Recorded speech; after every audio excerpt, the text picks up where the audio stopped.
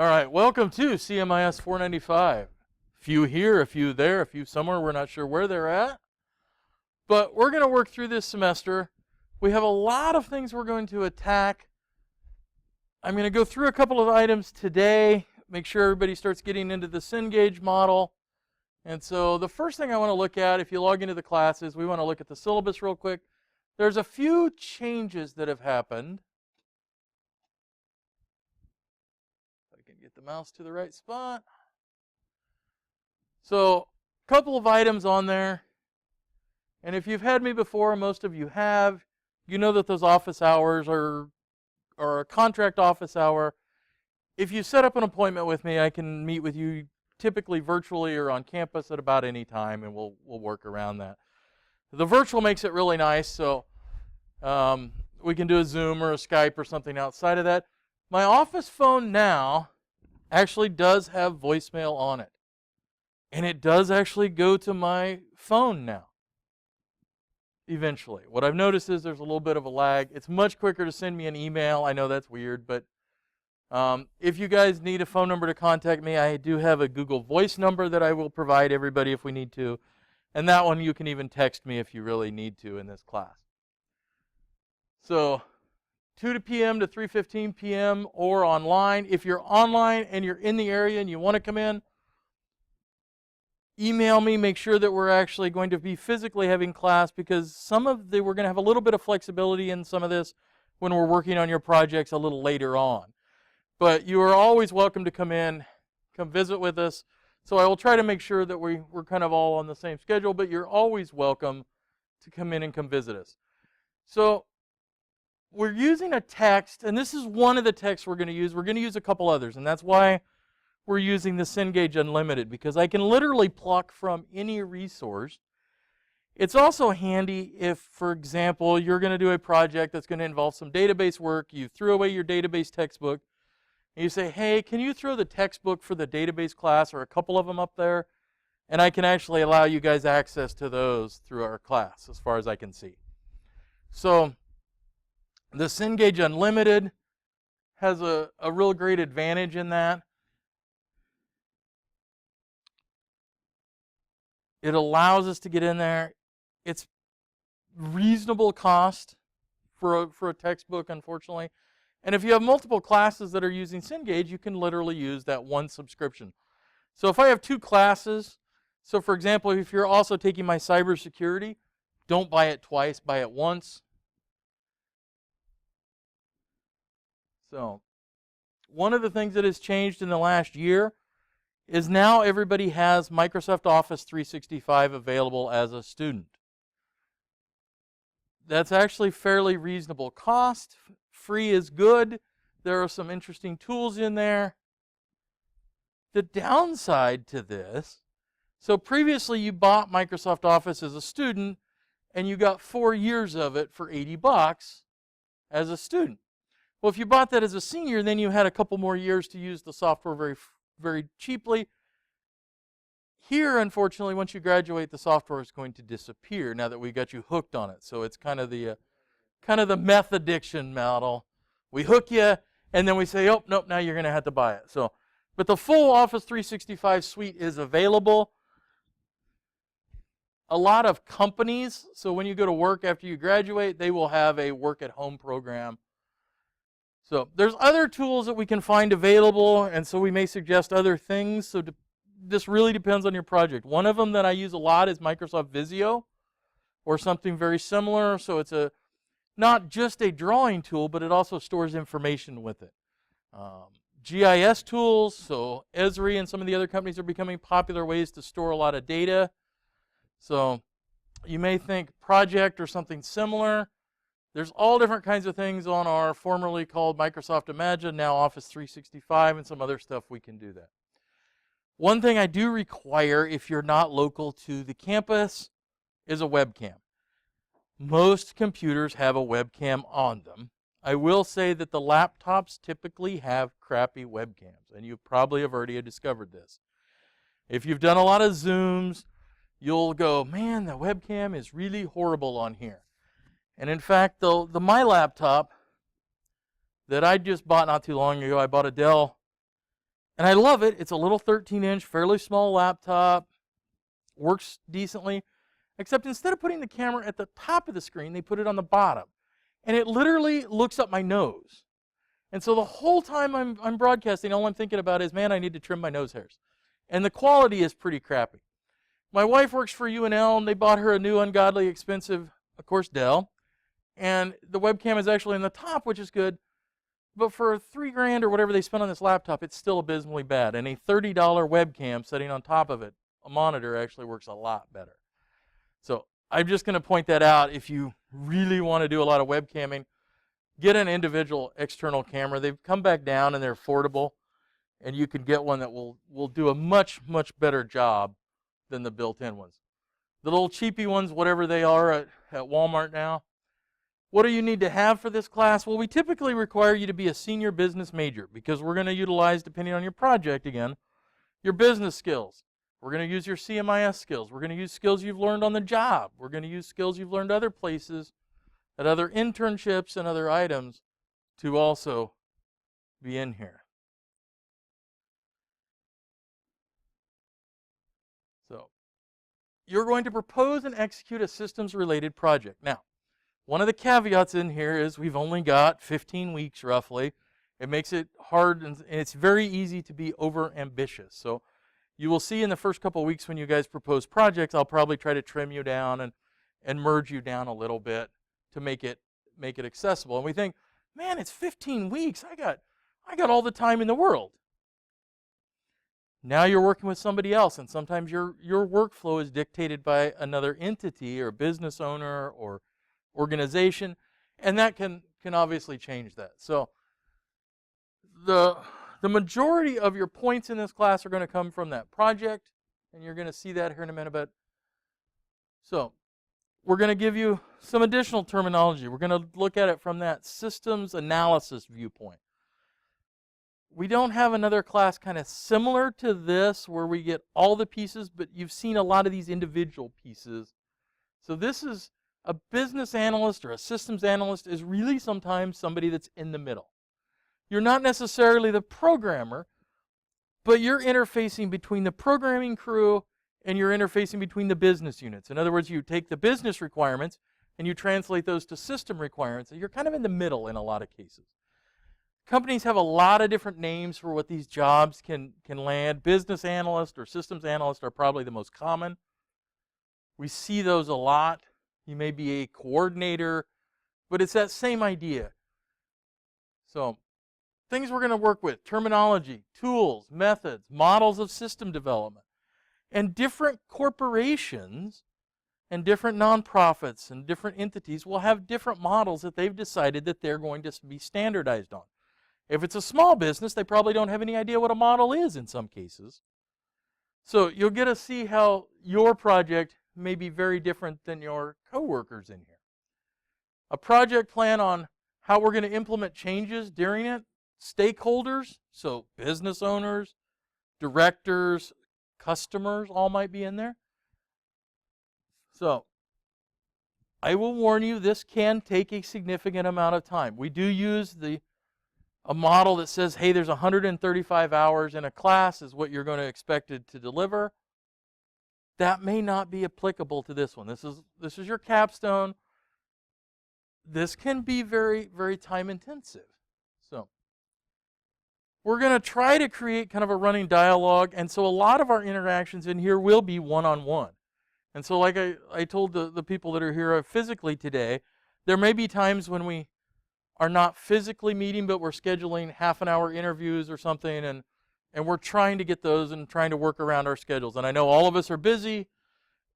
We're all trying to get a lot of stuff done. So from those conversations, when we do these one-on-one conversations, that'll narrow down some of what we're working on.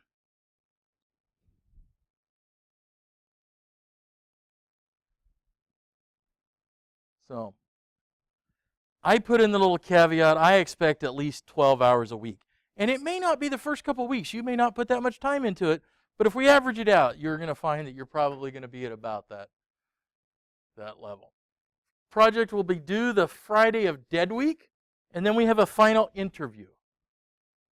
So at the end of your project, then you have a reflective week. So, man, I got this project to do, and we're going to spend a couple weeks figuring out what to do, and now I'm taking away the week at the end for an interview, so it starts getting a little more squeezed, and I don't have any magic way to expand time.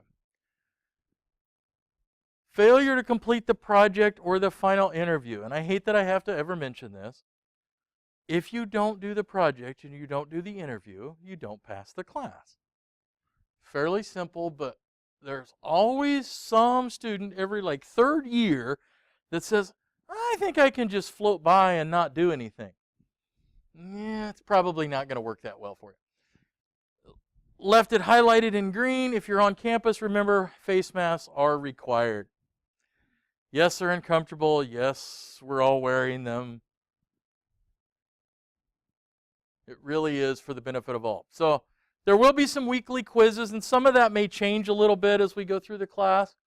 This is a class that I typically will allow some adjustment and some trends and some trying to see how other things work. And as we explore other textbooks and other activities, some of those may change a little bit. Class typically has 830 points.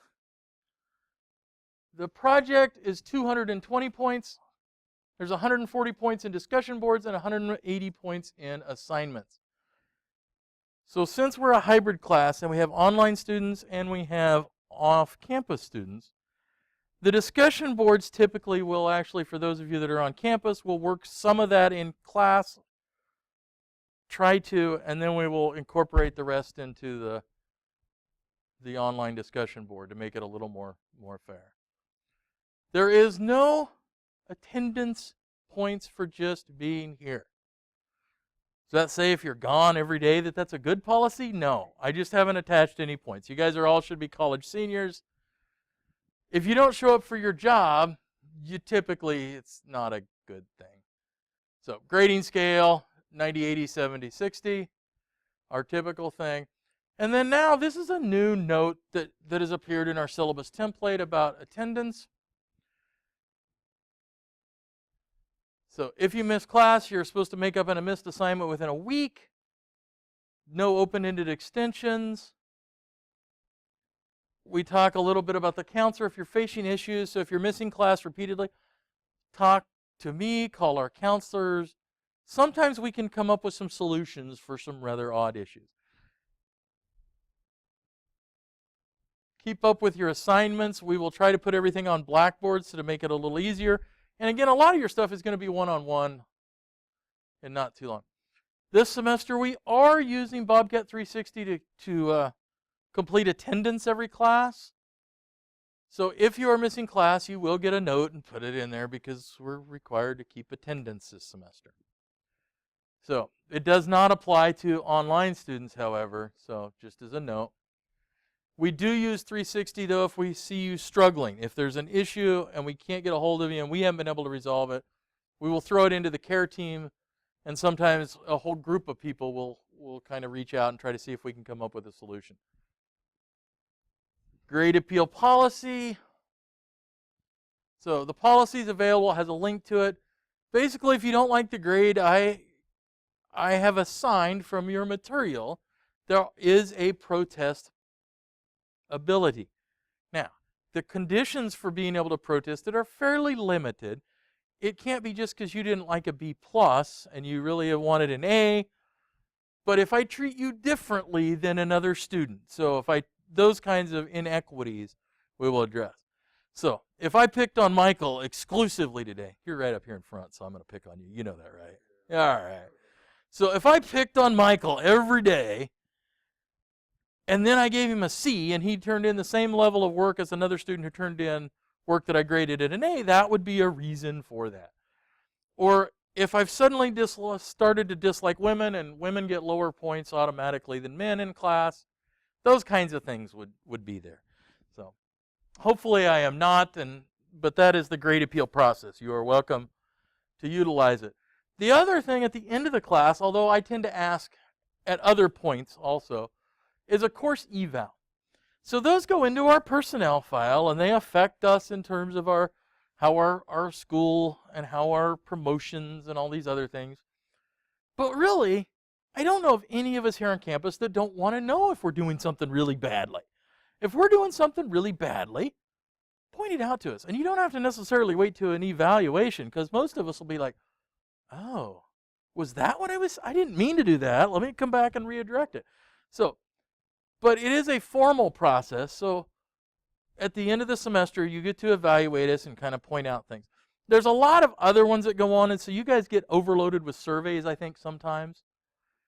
So, not too bad this year? You're shaking your head like, I think we pulled a bunch of them out last year, but there for a while there were alumni surveys that went out, and there were, surveys about all different kinds of things. There's still another one about advisees and advisors and how much you've taken it. And it's kind of a weird question set up to me, because some people don't need to really utilize their advisor. They've got their courses mapped out.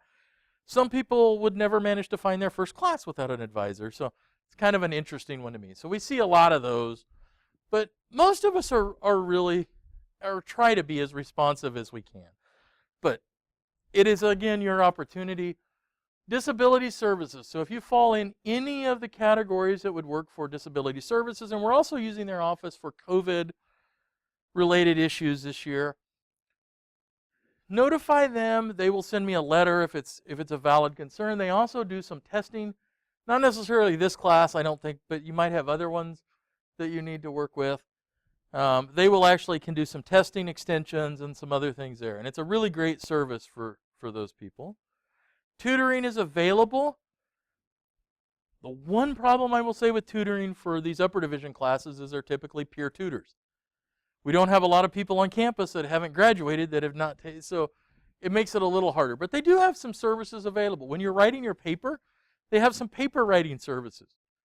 And sometimes that third eye or fourth eye on a document you write is nice. I know when I write stuff, I like to have somebody else look at it, because I tend to skip all kinds of words, because my brain said, I know this sentence, what I'm trying to say, and what I wrote down has no bearing on what I was trying to say. So my wife is usually the first victim of that, and sometimes she yells at me, but I do the same thing for her in her papers, because we both do the same thing, and I think everybody does. You know what you were trying to say. Academic integrity policy. Essentially, don't cheat. So every year we have somebody, not necessarily in this class, but there are people that try to cheat. In this class, what I've had people try to do was fake an entire business organization. That didn't work so well. We've had people that have hired outsources. They've said, man, there's this company that keeps advertising on Facebook that says they'll do all my homework for me. And we typically find out about it. And I'm sure you've had stories of some student who made it through, but the reality is when you cheat, you're only hurting yourself. If you start early, if you ask us questions, there shouldn't ever be an issue. In this class, I'm not too worried about it. Equal opportunity notice. If I can find my mouse again. Come back, mouse. So, equal opportunity notice, or as I like to call it, the I will pick on everybody equally policy. So, if for some reason you think that we are discriminating against you, please report it. Maybe we don't realize what we've said or what we've done, or we don't realize it's offensive. Or if you see it somewhere on our campus, report it. And we're starting to see this more and more as a great tool, because unfortunately, as we have discovered this last year, the world is not as open and inclusive as what we would like to think it is. So if you have an issue, please, please, please, please report it. Let us know. And sometimes it may not be anybody on campus. I had a student a couple of years ago who was accosted by some as the local ideas, the townies, and said very hurtful and disrespectful things. Let us know, and we can try to do whatever we can. We want to try to be as open and accommodating to everybody as we can. Here is our tentative schedule. So you'll notice we kind of go through the topics pretty quickly. We have a discussion board each week. There is some form of quiz or an assignment each week. So Chapter 1, there's a small writing assignment. Chapter 2, we start in on that final project. You have that assignment that's due as the very first piece of that project assignment. And so as you notice, we kind of go about every other week on sections of that final project as you start working on it. So we'll talk about how that's broken down here in a little bit. And again, at the bottom of our syllabus, this is kind of our estimate. We try to estimate as best we can. The problem is every student identical? No. And we know that some students are going to spend less time reading, more time reading. We're trying to come up with an average or a really good one. So one of the things I sometimes ask is, how many hours have you spent on these courses?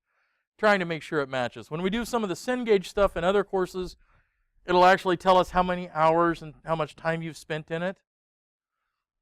Sometimes that's very interesting for some students. Some students, it's not interesting. It's is what it is. All right, so that's the syllabus for this class. Again, if you have any questions about anything in here, the easiest way is send me an email, send me a call, message me on one of 37 different social media platforms. Apparently, you won't be able to message me on Parler, but I wasn't a member there anyway, so not my crew of people. But so those kinds of things have an impact. And the world around us has some really strange things going on. I don't know if any of you invest in cyber currency. Bitcoin has started to drop this week, but it went from about $12,000 to $35,000 in a couple weeks. Yeah. Huh. If we could look back in history and plot some of those points. Because if we had went back to the original origin where they were less than a penny to buy a share of that, yeah, it's craziness. Crazy. I'd be retired, and I'd be doing this lecture from a beach somewhere with the sun and one of those umbrella fruity drinks. But unfortunately, if you follow my investing advice, you'll be working till you're 97 years old. All right, so what do I need you to do this week? So this week I need you to read chapter 1 of the textbook that you can get online on the Cengage Unlimited. I have a couple of assignments. So there's a discussion board for introductions. So I will ask everybody to introduce each other so we know who you are. There is an assignment in here. From the end of the book, there's a list of review questions. So you skip numbers 10 and 11. There is some content we will provide.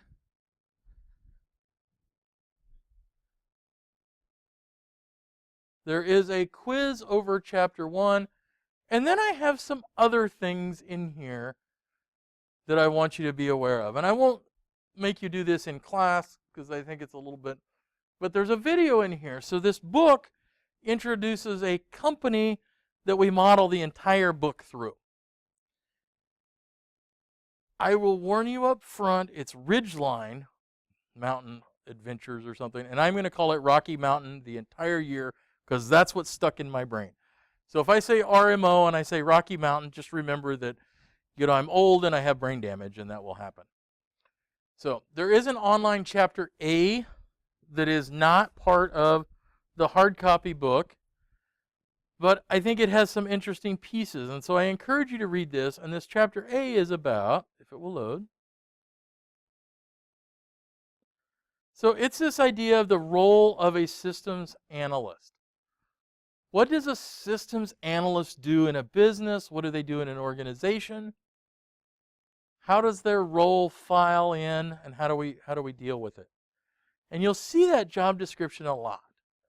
Companies are, one of the things that's happening is a lot of companies are no longer siloing little jobs.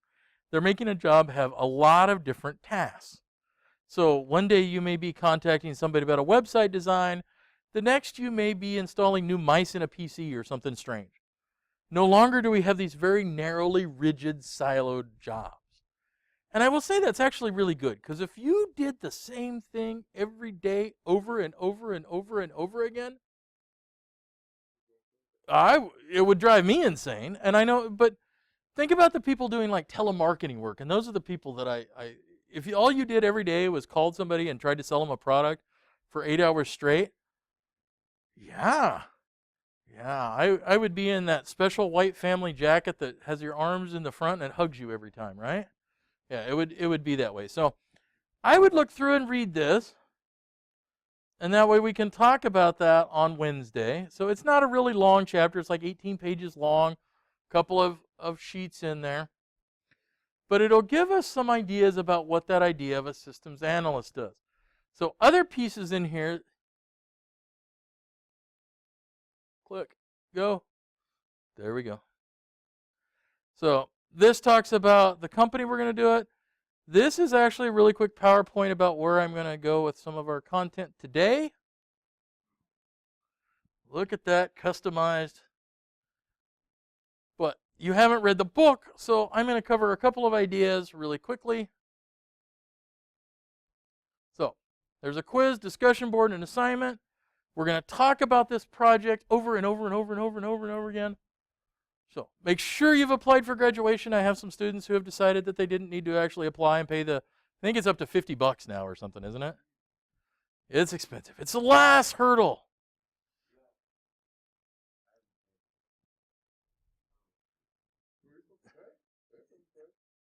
Oh, you may have actually paid in your. Oh, and it may just be sent in with your regular bill. It used to be a separate charge. What I want to look at is this project. So I want to start your creative juices thinking. We need you to find a business or an organization that you can approach, and you're going to do essentially, you're going to go in that role of a systems analyst to them. You're going to do an overview of what are they using for information systems, whether it's paper, whether it's computer-based. You're going to look at their information system process. You're going to see if you can improve it at the end. But before you start biasing yourself. We need to make sure you don't start going in with the idea of I'm going to change things first. The first thing we need to do is identify that organization, get permission, and make sure that I can work with them. A couple of things that come to mind. Small nonprofits are really good because they're about the right size for this. They could use your help. So part of this, we hope that we make a change in this organization. Smaller businesses, nonprofits typically work better simply because you have an ability to impact them. That's not saying you can't work with a larger organization, but you probably work with a very small business unit inside of that organization. The problem with a lot of larger organizations, yeah, we'll work with you. Oh man, this is inconvenient. You've asked me questions and I don't have time to mess with it. And nothing you say is going to make us change how we operate anyway. So, not to pick on you, Matthew, but probably your organization you're working at now. Correct, good point. Because so they're very rigid, stuck in their ways in some cases. Probably not the best vehicle. But the nonprofits, somebody who's struggling and would like some help, small businesses. I will say sometimes small businesses also, as soon as you approach them with the idea of change is painful and scary. So we've had a lot of different companies and different organizations come through here. Some of them have made some changes. I will say that in small businesses, there have been more than one that have basically taken what the students generated and said, I'm not willing to spend any money or any effort at the end of it. It happens. It happens. Working as a systems analyst or a business owner and approaching other companies, even when they've hired you for cash money, that happens also. Oh, I'm not going to spend that kind of money. Okay, well, that's fine. Work your magic. So I'd like you to start thinking about that idea of what business or what organization can I use that I can have some change modality, hopefully, that you have some ability to exert some change. You don't know the full extent until we do the entire audit. And I don't want to bias you up front. But some idea. And so that's what one of the things we're going to discuss, and we're going to put on a discussion board and have some ideas that we can flip back and forth, and hopefully everybody can find some willing organization. COVID is going to make that a little more difficult in some cases. I wish that were not the case. But there are organizations that I think, though, could benefit very much from They've been hurt by COVID. Are there ways we can streamline their processes? Maybe we have an ability to change some of that.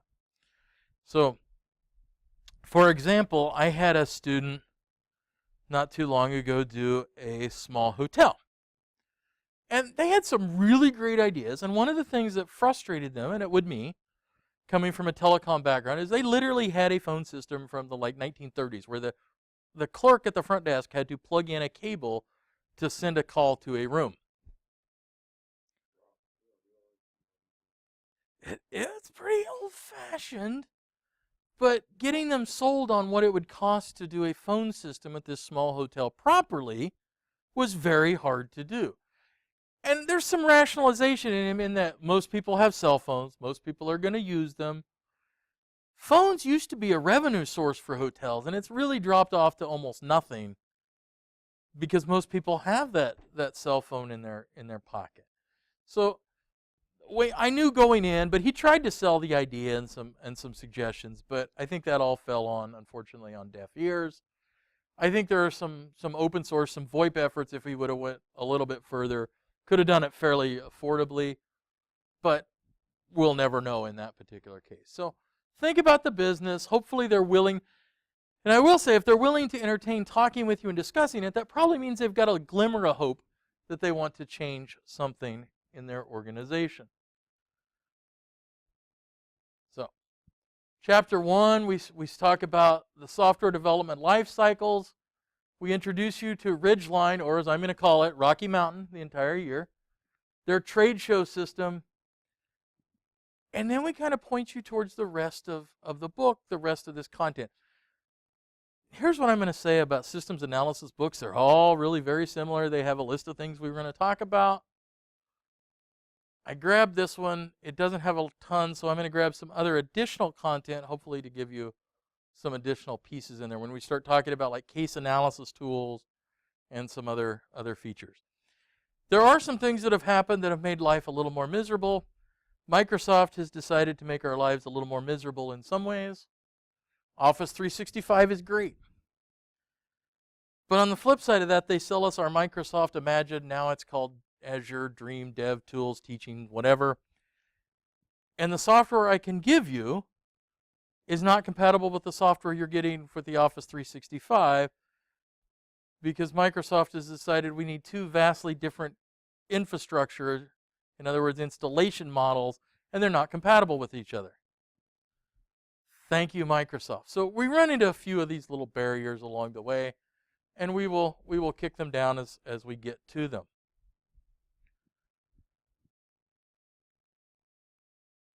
One of the barriers we have in this particular class is due to the nature of a Monday, Wednesday class, we lose 2 additional days compared to the Tuesday, Thursday classes. I don't necessarily think that's a bad thing because one of the days that we've actually finally decided that we're going to take off is Martin Luther King Day. And I think that's an acknowledgement that we finally are at that point. The other day, and I haven't yet to understand this, is we take a quote-unquote spring break day on a Monday, but we don't take it on the Tuesday also. And I've never understood why we don't make that equitable and just take that day, but I am not in charge of that particular structure. So some of these things we're going to go through pretty quickly, and it really will be a one-day session. So when we get to those, I'll try to make sure that we're all aware and what's going on. For those of you on campus, when we have some on-campus activities, I hope that we can offer some opportunity for the online to also see or interact with it. I put that out there. That's about the extra credit pieces I typically will add. So we may come up with some others. The one thing I will say is I will not do individual extra credit. So if you come up to me and say, man, I really need that A and I need some extra credit, I might offer something to the entire class. I typically don't offer it to an individual. It's just one of those unfair natures. But the activities that we have, so for example, I know we're going to have some activities on Martin Luther King Day. I typically would offer extra credit points for attendance on those if you're on campus. And so I'll try to come up with some way to make that fair and equitable for those that aren't on campus.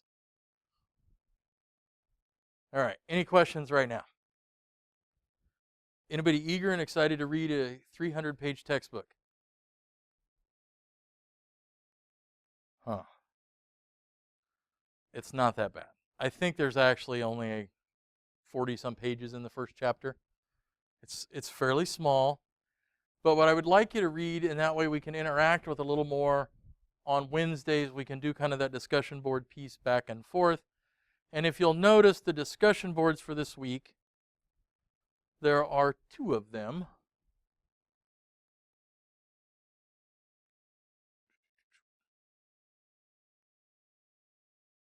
So there's both an introduction and there is also a week 1 discussion board.